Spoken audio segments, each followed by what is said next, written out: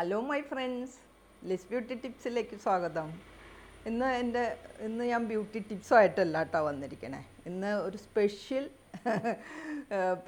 പോസ്റ്റാണ്. വേറൊന്നുമല്ല, നമ്മുടെ കേരളം ഒന്നടക്കം ലഹരി മുക്തം ആക്കുന്നതിന് നമ്മുടെ മുഖ്യമന്ത്രിയും മന്ത്രിമാരും പോലീസുകാരും എല്ലാവരും പരിശ്രമിച്ചുകൊണ്ടിരിക്കുന്ന ഒരു സമയമാണല്ലോ അല്ലേ. അപ്പോൾ എനിക്ക് തോന്നി എൻ്റെ പേർക്കൊരു കോൺട്രിബ്യൂഷൻ ഇതിനകത്ത് ഇടണമെന്ന് കേട്ടോ. അതിന് വേറൊരു കാരണം കൂടെ ഉണ്ട്. വേറൊന്നുമല്ല, നമ്മുടെ റെസിഡൻഷ്യൽ അസോസിയേഷൻ്റെ വാർഷികത്തോടനുബന്ധിച്ച് ഞങ്ങൾക്കൊരു സാറ് വന്ന് ലഹരിയെക്കുറിച്ചും അതിൻ്റെ ദൂഷ്യവശങ്ങളെക്കുറിച്ചും എങ്ങനെ കുട്ടികളെ ശ്രദ്ധിക്കണമെന്നൊക്കെ കുറിച്ച് ഒരു ക്ലാസ് എടുത്തായിരുന്നു. അപ്പോൾ എനിക്ക് തോന്നി എൻ്റെ ഈ നുറുങ്ങ് എനിക്ക് കിട്ടിയ അറിവുകൾ നിങ്ങൾക്കും കൂടെ പങ്കുവെക്കാമെന്ന് തോന്നി വന്നതാണ് കേട്ടോ. അമ്മമാർക്ക്, അത് എന്നെ കാണുന്ന അമ്മമാർക്ക് അതൊരു പ്രയോജനമാകും. നിങ്ങൾക്കറിയുന്ന കാര്യങ്ങളൊക്കെ തന്നെയാണ്, പക്ഷേങ്കിൽ നമ്മളൊന്ന് ഒരു ഓർമ്മപ്പെടുത്തൽ എപ്പോഴും നമുക്ക് നല്ലതാണല്ലോ. കുറേ കാര്യങ്ങൾ ഇടയ്ക്കിടയ്ക്ക് ഇങ്ങനെ ഓർമ്മപ്പെടുത്തുമ്പോൾ അത് കുറേ കൂടെ നല്ലതാണ്. അതാണ് ഞാൻ ഇന്ന് നിങ്ങളുമായിട്ട് ഷെയർ ചെയ്യാൻ പോണേ കേട്ടോ. അപ്പോൾ മെയിനായിട്ട് നമ്മൾ ശ്രദ്ധിക്കേണ്ടത് എന്താണെന്ന് വെച്ചാൽ, നമ്മുടെ കുട്ടികളുടെ പെരുമാറ്റത്തിൽ മാറ്റം വരുന്നത്, അതാണ് മെയിനായിട്ട് നമ്മൾ ശ്രദ്ധിക്കേണ്ടത്. പിന്നെ അവരുടെ അപ്പിയറൻസിലുണ്ടാവുന്ന മാറ്റം, പിന്നെ അവർ കൂടെ പൈസ ആവശ്യപ്പെടുക, പെരുമാറ്റം എന്ന് പറയുമ്പോൾ കൂടെ പൈസ ആവശ്യപ്പെടുക, അത് മെയിൻ ഒരു കാരണമാണ്. പിന്നെ ഇവർക്ക് അകാരണമായ ദേഷ്യം എന്ന് പറഞ്ഞു കഴിഞ്ഞാൽ, നമ്മളൊന്ന് വേണ്ടിക്കഴിഞ്ഞാൽ ഇവർക്കങ്ങ് ദേഷ്യമാണ്. എന്തെങ്കിലും ചോദിച്ചാൽ ദേഷ്യം, പറയാൻ മടി, ഇനി പറഞ്ഞാൽ തന്നെ ആ വാക്കുകളൊക്കെ അങ്ങോട്ട് മുറിഞ്ഞു പോവുക. അങ്ങനെ ഇതുവരെ നമ്മൾ കാണാത്ത രീതിയിൽ കുട്ടികൾ സംസാരിക്കുക കേട്ടോ. അതാണ് കോപം. അതോടുകൂടി ഇതാണ് നമ്മൾ ശ്രദ്ധിക്കേണ്ട കാര്യം. പിന്നെ ഇവരുടെ കണ്ണുകൾ ഇടയ്ക്ക് ഇങ്ങനെ ചുമന്ന് കലങ്ങിയിരിക്കണ പോലെ നമ്മൾ ശ്രദ്ധിക്കണം ഉണ്ടോയെന്ന്. അങ്ങനെയാണെങ്കിലും അതും വിഷയമാണ്.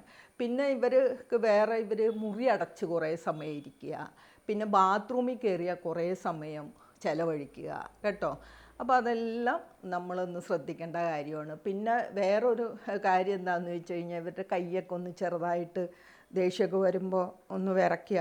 അല്ലെങ്കിലും ഇവർക്ക് ഇങ്ങനെ നമുക്കത് ഫീൽ ചെയ്യുമല്ലോ, കുട്ടിയുടെ കൈ എന്താ ഇങ്ങനെ ഷിവർ ചെയ്യണമെന്നുള്ളൊരു ചിന്ത നമുക്ക് വരത്തക്കവണ്ണം അവരുടെ കൈകളൊക്കെ ഒന്ന് വിറയ്ക്കുക. ഇങ്ങനെയൊക്കെയുള്ള ഒത്തിരി കാര്യങ്ങൾ. പിന്നെ വേറൊരു കാര്യം ഉണ്ട് കേട്ടോ. ഇവരെന്തെങ്കിലും നല്ല ഹോബിയിൽ ഏർപ്പെടുന്ന കുട്ടികളായിരുന്നിരിക്കാം, പക്ഷെ പെട്ടെന്ന് ഇവരതെല്ലാം മാറ്റി വെച്ച് അതിനകത്തൊന്നും ഇവർക്ക് ഇൻട്രസ്റ്റ് ഇല്ല. അതും നമ്മൾ ശ്രദ്ധിക്കേണ്ട കാര്യമാണ്. അപ്പം അങ്ങനെ നമ്മൾ ഇവരുടെ പെരുമാറ്റം ശ്രദ്ധിച്ചാൽ തന്നെ ഇവർക്ക് ഇതുമായിട്ട് വല്ല ബന്ധമുണ്ടോ എന്നൊക്കെ നമുക്ക് മനസ്സിലാക്കാൻ അമ്മമാർക്ക് സാധിക്കും കേട്ടോ. പിന്നെ അമ്മമാർക്കുള്ളൊരു കുഴപ്പമുണ്ടാകുന്നു, നമുക്ക് എല്ലാവർക്കും മക്കളെ അമിതമായ അങ്ങ് വിശ്വാസമാണ് അല്ലേ. നമ്മുടെ മക്കൾ അവിടെ ഇവിടെയൊക്കെ പിടിക്കും, പക്ഷെ നമ്മുടെ മക്കൾ അങ്ങനെയൊന്നും ചെയ്യൊന്നുമില്ല എന്നുള്ള അമിതമായ വിശ്വാസം നമുക്ക് എല്ലാ അമ്മമാർക്കും, എനിക്ക് അടക്കം എല്ലാ അമ്മമാർക്കും എൻ്റെ മക്കൾ അങ്ങനെ ചെയ്യില്ല എന്നുള്ളൊരു വിശ്വാസമുണ്ട്. പക്ഷേ നമ്മുടെ മക്കൾ അങ്ങനെയുള്ള ആവശ്യമില്ലാത്ത സ്ഥലത്ത് അവരെ കണ്ടെന്നോ അവരുടെ കൂട്ടുകെട്ട് ശരിയല്ല എന്നൊക്കെ ആരെങ്കിലുമൊക്കെ നമ്മുടെ അടുത്ത് ഒന്ന് ഇൻഫോം ചെയ്യുമ്പോൾ നമ്മളത് ശ്രദ്ധാപൂർവം കേൾക്കണം.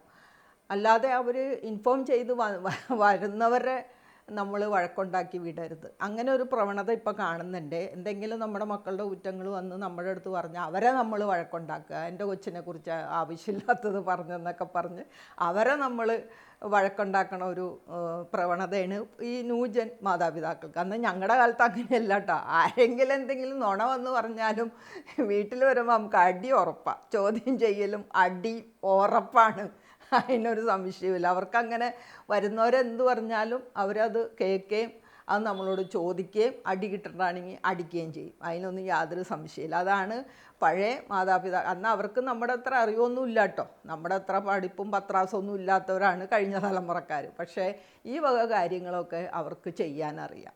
അതുകൊണ്ട് തന്നെ ഇങ്ങനെയുള്ള പ്രശ്നങ്ങളിൽ നിന്ന് കുട്ടികളെ പെട്ടെന്ന് അവർക്ക് നീക്കാനറിയാം. അപ്പോൾ അത് നമ്മുടെ അമ്മമാർ, നമുക്ക് 99% നമുക്ക് വിശ്വസിക്കാം മക്കളെ, പക്ഷെ ആ 1% ഉണ്ടല്ലോ, അത് പ്രശ്നമാണ്. കാരണം ഈ 1% ആണ് നമ്മുടെ മക്കളെ വല ഇട്ട് പിടിക്കാനായിട്ട് അവിടെ ഇവിടെയൊക്കെ വല വിരിച്ചിരിക്കുന്നവരുണ്ടെന്നുള്ളൊരു ചിന്ത നമ്മുടെ മനസ്സിൽ എപ്പോഴും വേണം കേട്ടോ. പിന്നെ നമ്മൾ വിചാരിക്കും നല്ല സ്കൂളിലാണ് പഠിപ്പിക്കുന്നത്, അവിടെ ആർക്കും കയറി ചെല്ലാൻ പറ്റില്ല, അവിടെ ആർക്കും ഇത് കൊണ്ടുവരാൻ പറ്റില്ല എന്നൊക്കെ നമ്മൾ വിചാരിക്കുന്നതെല്ലാം വണ്ടത്തരം എന്നാണ് പറയാനുള്ളത്. ഞാൻ പറയണല്ല കേട്ടോ, ആ സാറ് പറഞ്ഞാണ്. എത്ര വലിയ സ്കൂൾ, എത്ര വലിയ ഡിസിപ്ലിനായിട്ടുള്ള സ്കൂളാണെങ്കിലും കോളേജാണെങ്കിലും ഒക്കെ അതിൻ്റെ ഇടയിൽ ഇത് നടക്കുന്നുണ്ട്. പിന്നെ നമ്മൾ പിള്ളേരുടെ അപ്പിയറൻസ് പെട്ടെന്ന് മാറുന്നത് നമ്മൾ ശ്രദ്ധിക്കണമെന്നാണ് പറയുന്നത്. അതായത് വെറുതെ നല്ല ഭംഗിയായിട്ടൊക്കെ മുടിയൊക്കെ വെട്ടി നടന്ന കുട്ടികൾ ഒരിക്കൽ പോയി ഒരു പ്രാവശ്യം മുടി വെട്ടി വരുമ്പോൾ ആ മുടിയിൽ വര, അതുപോലെ അങ്ങനെയുള്ള എന്തെങ്കിലും ഡിസൈനൊക്കെ തലയിൽ പിന്നെ മുടി വെട്ടുമ്പോൾ ചെയ്യുക, അത് ശ്രദ്ധിക്കണം. കാരണം ഇവർ ക്യാരി ചെയ്യുന്നവരെ വിൽക്കുന്നവരാണ്. അപ്പോൾ ഇവരിങ്ങനെ ഒന്നും പറയണ്ട, ഇങ്ങനെ മുടിയൊക്കെ വെട്ടി എവിടെയെങ്കിലും പോയി നിന്ന ആൾക്കാർക്കറിയാം, ഇത് ഉപയോഗിക്കുന്നവർക്കറിയാം ഇവൻ്റെ കയ്യിൽ സാധനം ഉണ്ടെന്ന്. ഓക്കെ, അപ്പോൾ അത് നമ്മൾ ആവശ്യമില്ലാത്ത രീതിയിൽ മുടി വെട്ടി കുട്ടി വരുമ്പോൾ നമ്മൾ ശ്രദ്ധിക്കണം. പിന്നെ എങ്ങും ഇല്ലാത്ത പോലെ വലിയ തടിയുള്ള സ്റ്റീൽ വള ഇടുക, അതും പ്രശ്നമാണ്. അതും ഒരു അടയാളമാണെന്നാണ് പറയുന്നത്. പിന്നെ ഇവർ കടുക്കൻ, കാതൊന്നും കുത്താതെ സിമ്പിളായിട്ട് കിടന്ന പിള്ളേർ ഒരു ദിവസം പോയി കടുക്കൻ കാത് കുത്തണമെന്നും പറഞ്ഞ് കടുക്കൻ കാതിൽ കമ്മലിടുക എന്നൊക്കെ ഉള്ള അങ്ങനെയുള്ള പെരുമാറ്റം, അവരുടെ അപ്പിയറൻസിൽ മാറ്റങ്ങൾ വരുത്തുമ്പോൾ തീർച്ചയായിട്ടും ശ്രദ്ധിക്കണം എന്നാണ് ആ സാറ് പറഞ്ഞത്. മെയിനായിട്ട് പുള്ളി പറയണത് ഇങ്ങനെ പിടിക്കുന്ന കുട്ടികൾക്കെല്ലാം ഈ കാര്യങ്ങളുണ്ടെന്നാണ് പറയണത്. ഇങ്ങനെ അവരുടെ പിന്നെ അപ്പിയറൻസിൽ ഈ വക കാര്യങ്ങൾ ശ്രദ്ധിച്ചിട്ടുണ്ടെന്നാണ് ആ സാറ് പറഞ്ഞു കേട്ടോ. അതാണ് ഞാൻ നിങ്ങളുമായിട്ട് ഷെയർ ചെയ്യുന്നത്. പിന്നെ നമ്മളത് പിന്നെ അടുത്തത് നമ്മൾ ശ്രദ്ധിക്കേണ്ടത് ഇവരുടെ മുറിയിൽ ഇടയ്ക്ക് കയറുക. പിന്നെ ഇവരുടെ ബാഗ് ഇടയ്ക്ക് പരിശോധിക്കുക. ബാഗ് പരിശോധിക്കുമ്പോൾ നമുക്കിങ്ങനെ പഞ്ചസാര പൊതിഞ്ഞ് വെച്ചേക്കണ കൂട്ട് കുഞ്ഞു പൊതികൾ കാണുക, സ്ഥിരമായിട്ട് മിഠായികൾ കാണുക, അതെല്ലാം ആപത്താണ് കേട്ടോ. പിന്നെ ഈ പേന നമ്മൾ അതിൻ്റെ അകത്ത് റീഫില്ലാന്നും പറഞ്ഞിരിക്കരുത്. ഇടയ്ക്ക് ഇവരുടെ പേന ഒന്ന് തുറന്നു നോക്കണം, അതിൻ്റെ അകത്ത് റീഫില്ലാണോ വേറെ എന്തെങ്കിലും ആണോ. അതും അങ്ങനെയും പേനയിലും ഒളിപ്പിച്ച് വെക്കുന്നുണ്ട് ഈ സംഭവം കേട്ടോ. അപ്പോൾ അത് ശ്രദ്ധിക്കണം. പിന്നെ ശ്രദ്ധിക്കാനുള്ളത് ഇവരുടെ മുറിയിൽ അപ്പടിയും കടലാസൊക്കെ കട്ട് ചെയ്ത് ഇട്ടിട്ടുണ്ടാവും. ഈ നമ്മുടെ ATM കാർഡിൻ്റെ രൂപത്തിൽ കടലാസൊക്കെ ഇങ്ങനെ കട്ട് ചെയ്തൊക്കെ ഇട്ടിട്ടുണ്ടെങ്കിൽ അത് ശ്രദ്ധിക്കണം. അതുപോലെ നോട്ട് എടുത്ത് ഇവർ മടക്കി വേറെ നമ്മൾ സാധാരണ മടക്കാത്ത രീതിയിൽ നോട്ട് മടക്കി വെച്ചിട്ടുണ്ടെങ്കിൽ അത് ശ്രദ്ധിക്കണം. അതൊക്കെ ഇവർ ഉപയോഗിക്കാൻ വേണ്ടി ഇങ്ങനെ മടക്കി കടലാസൊക്കെ വെട്ടി വെക്കണതാണ്. അപ്പോൾ അതും നിങ്ങൾ ശ്രദ്ധിക്കും കേട്ടോ. ഇത്രയും ചെറിയ ചെറിയ കാര്യങ്ങൾ നമ്മളൊന്ന് അമ്മമാരൊന്ന് ശ്രദ്ധിച്ചാൽ തന്നെ നമുക്ക് ഇവരെ പെട്ടെന്ന് ഇവരെ ഇതിൽ നിന്ന് നമുക്ക് രക്ഷിക്കാൻ പറ്റും കേട്ടോ.